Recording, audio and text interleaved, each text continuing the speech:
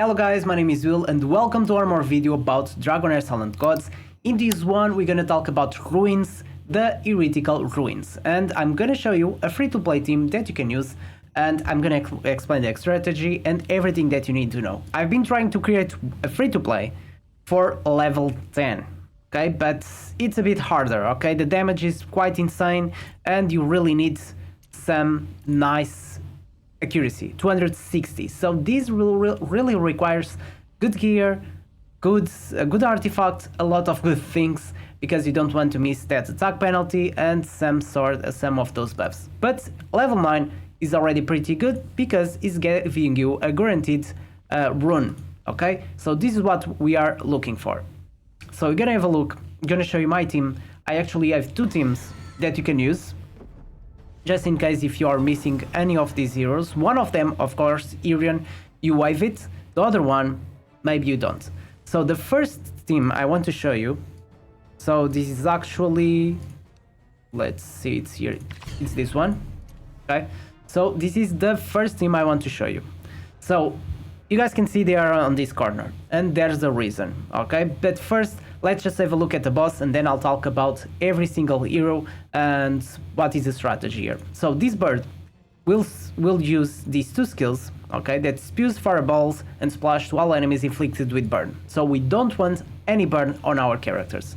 Then it's going to use the hatching of all phoenix eggs, and if at least one dead phoenix nestling is reborn, consequently dead phoenix gains invisibility. So this boss will gain invisibility, and if it says here, if one of them are still alive, she will receive healing while dead phoenix nestling channels under worshipper status. So basically she will gain healing if one of the phoenix are not dead.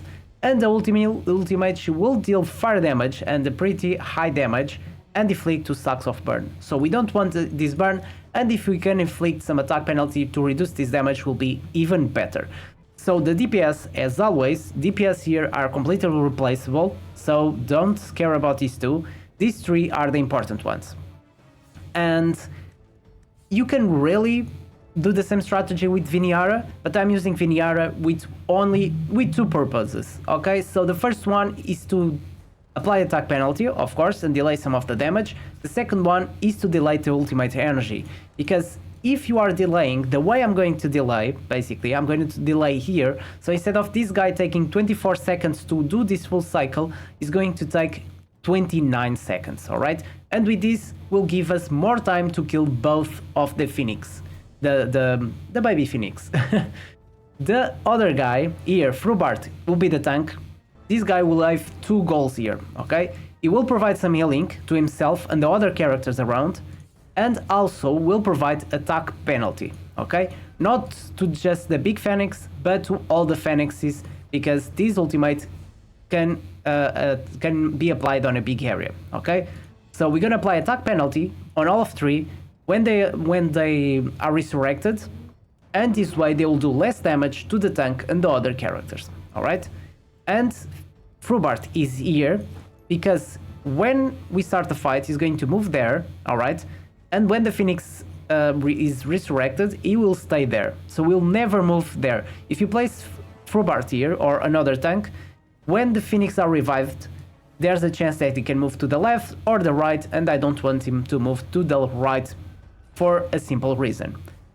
Because I'm using Wrymrrow, and sometimes if the damage is not enough, she will target, if she was this side or on the middle, if one of the phoenix are alive, she will target that phoenix. But since everyone is on this side, they will target this egg first, because the big phoenix will be invisible, and this one will be dead for sure, because everyone will be focusing this phoenix first.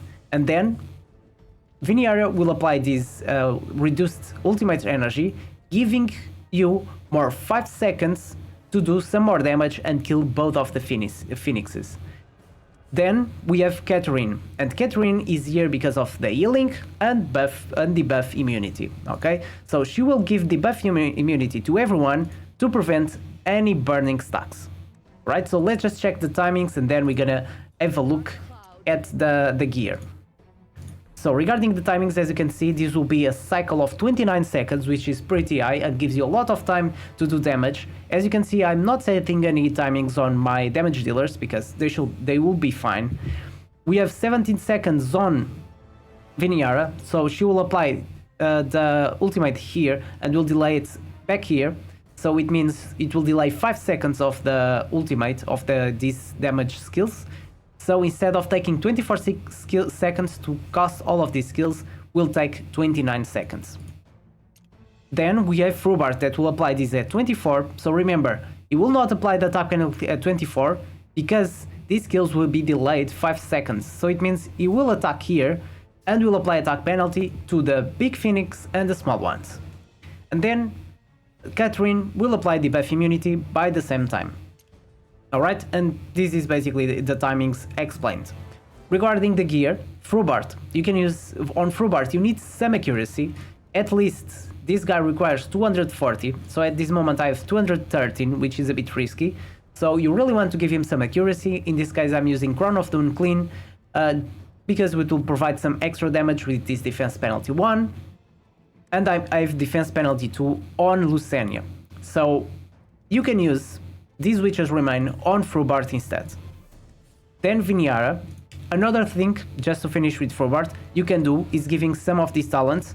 These ones will increase his damage, and they are pretty good. His damage, his defense, so more, plus defense will give this aura, and this one will give more defense 20% every time he's being healed, and he can heal himself, so we'll get his defense a lot. And then, if you can give this plus, it will recover 400 HP every 1 second.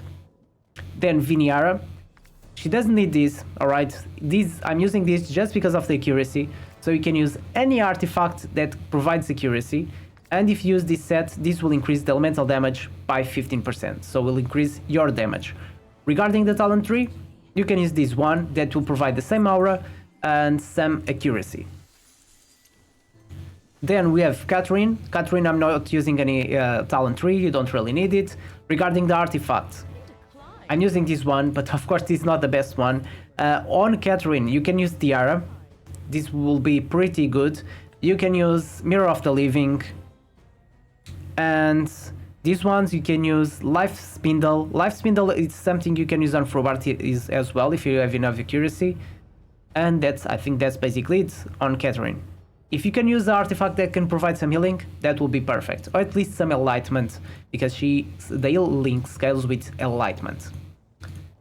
And then we have the 2 DPS, okay? The other 2 DPSs, you can use whatever you want. Not like that, at least some area of damage. Because if you're using this strategy, you really want someone that will attack both of the eggs, even if they are targeting the big phoenix. So we're gonna have a look at all the options we have.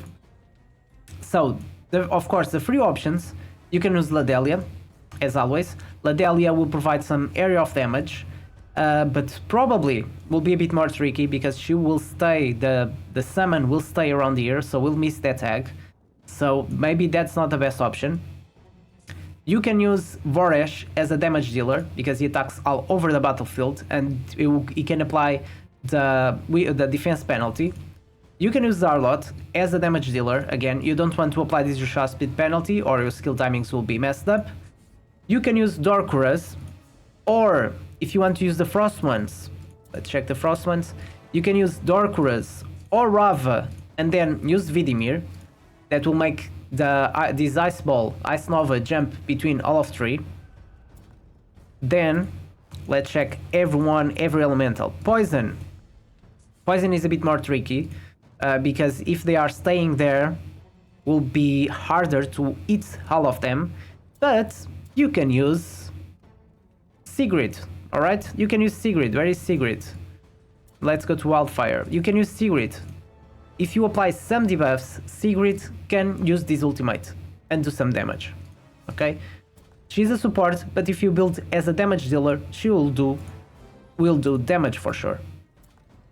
So poisons are a bit more tricky. Then summoners. The supports can do the job, but the summoners are a bit more tricky as well. Rallies, as always, really hard to manage with these ones.